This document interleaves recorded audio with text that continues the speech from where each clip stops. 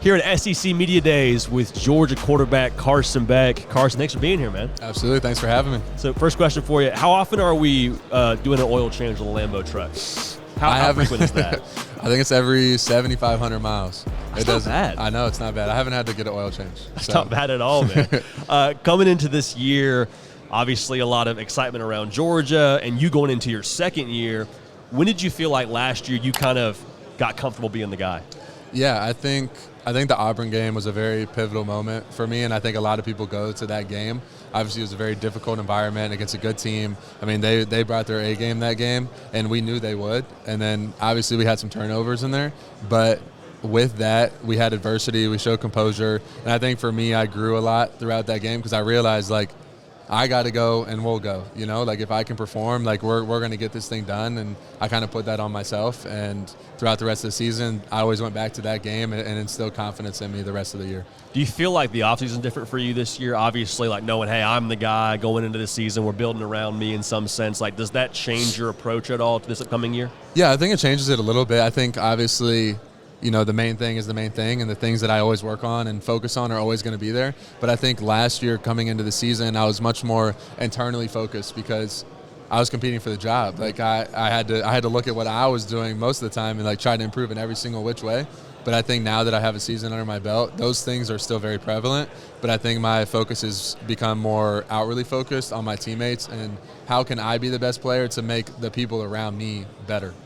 Does the hunger change at all after last year? Because, I mean, I sat here on our show and I was like, Georgia is the best team in college football, and they didn't win the national championship. Is there a different level of energy for y'all coming into this year?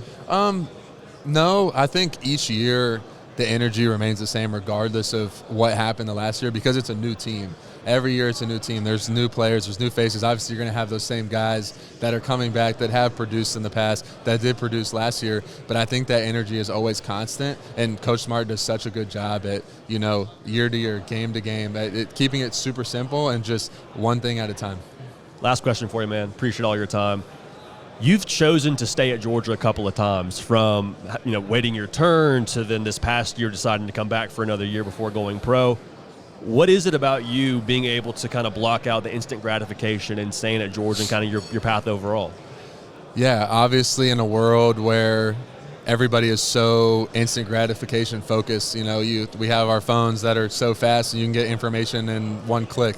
Everybody wants everything right now. So for me, honestly, just realizing that being patient and, you know, staying in the moment and just appreciating the journey rather than being accolade driven, you know, just having fun and enjoying being where your feet are and staying grounded and enjoying that part of it really made the journey easier for me. Not that it was ever easy. There was times where it was very difficult, but obviously getting to like this now and being where I am at this moment, it's all been able to pay off, which, you know, I'm super proud.